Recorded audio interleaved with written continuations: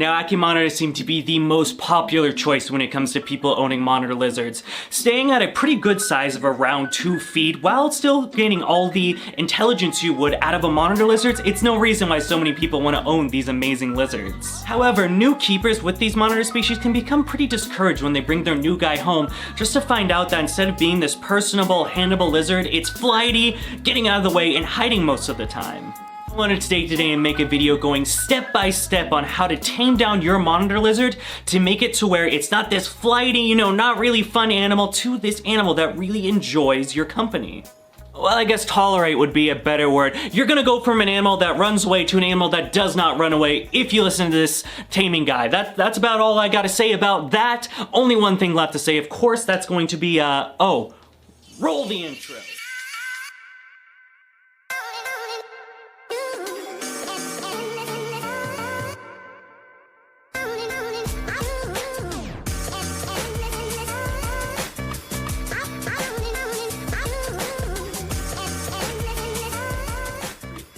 Now, just like my Argus monitors, I wanted to document step by step on the tactics I'm utilizing in order to tame down these Ackie monitors. Now, I've had these guys for a few weeks now, and I've already started seeing some progress in what I'm doing. So, with all that being said, let's actually get into the steps I am taking in order to tame these guys down. Getting into the first steps of taming down your Ackie monitor, we're gonna take it from day one, you just get your baby, what to do. Well, actually, first, we're gonna go a little bit forward and make sure that you're prepared with the proper setup for taming your Ackie monitor. Now, although it can be very enticing to put your monitor lizard in something like a very large setup, or even an adult setup one would use for an Ackie monitor for a baby, just to make sure, he has as much space as he wants, he can run around wherever he wants, this is what will do right for the animal. And although on paper that does sound like a good idea, it actually can create the exact opposite. With this, you'll notice that your animal is not only feeling very secure, it's feeling very vulnerable, you're gonna notice it's hiding a lot more, not coming out, and all in all isn't thriving in this kind of setup.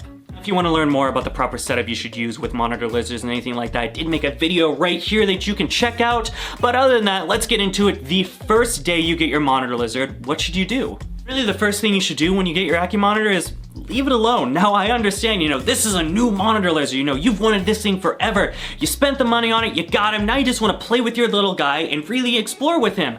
However, that is not the best thing to do. Of course, these animals are going to be really stressed, they went from a big transition of coming out of the egg, just getting to know, they're with a bunch of other Ackie monitors, most likely. They get picked up, shipped out across the country, most likely, and now they're in this foreign setup, in this foreign place with a different climate. Everything is changed for the most part, and that can be very stressful on an animal. For this reason alone, it's why I always recommend letting your animal have an acclimation period. Don't just go right in there, messing around with him. This animal needs to get acclimated to its new setup, get its bearings, its surroundings, understand its new home, and really just get comfortable in where it is before you start stressing it out even further, trying to tame it down. And it's at this time during the acclimation process, I try to keep away and just the handling and interaction to a minimum.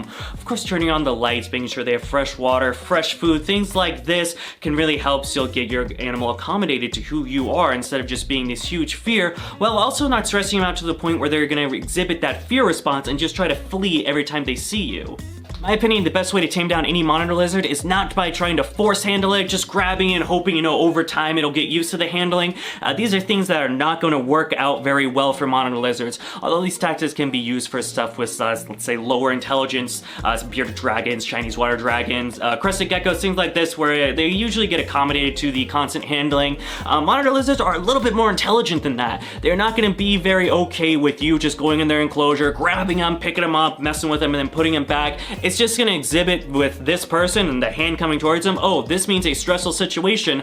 I remember this situation very well. I'm actually gonna try twice as hard now to get away because this hand means bad stuff is gonna happen. But after you've done that for a little while, you've had your Ackie monitors for a little bit now, they've acclimated their enclosure, you notice they're out and about, they're not stressed out with the new setup, they're exploring everything around. This is when you can take it to the next level. And for that, well, we're actually gonna go and show a live example. Yes, we're not just gonna sit in a chair the whole time. So we're gonna get up, check out the Ackie monitors, and show you guys really the next step in what I do when taming my Ackie. I'm doing this next part just with my phone. I find with the camera, because of the basking light, it makes this weird lens flare type thing, so we're just gonna stick with this. So pretty much with the enclosure, I keep it pretty minimum at this point in time. They gotta hide in the cork log.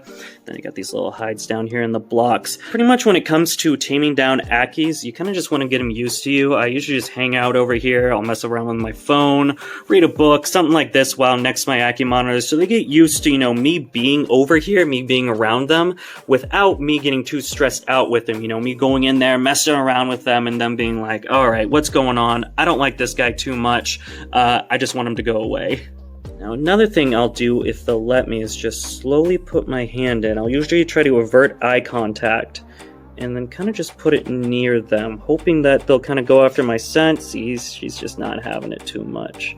I'll try over here with the male. Yes, go nice and easy. You don't want them to run away. That's something you want to try to avoid. You want them just kind of be content with your hand near them. You can see that this guy's like, I don't know about this. Yeah, but something like this, trying to get their scent onto you. Figure out, oh, this is what a hand is. Yeah, this is what we want. And then just slowly backing away. Again, don't want to mess with them too much. Don't want to try to force hand or anything like that. Just putting your hand in there, putting it right next to them until they get kind of accommodated and used to that, instead of just thinking, oh, hand equals bad, and then scurrying away. Going into the second part of this is going to be, of course, tongue feeding. Right here, we just got some nice little dubia roaches, so we'll see if they'll take it off the tongs. Sometimes it can be pretty tricky, especially when they're this new. There we go. That is perfect. Awesome. Alright, so just grab another one right here, and this is pretty much all you want to do. Give one to the female. No, I guess she'll want a tongue feed, but the male's like, yeah, give me more bugs. Come on, bud. Yeah, there we go. So I usually keep the tongs pretty far away. These are pretty long tongs, and I usually hold them out like this. Well, the female's she's gotta figure it out. You gotta feed off the tongs if you want the food, right, sweetie? Come on. Yeah. Oh, you got it. You got it. So close. So close.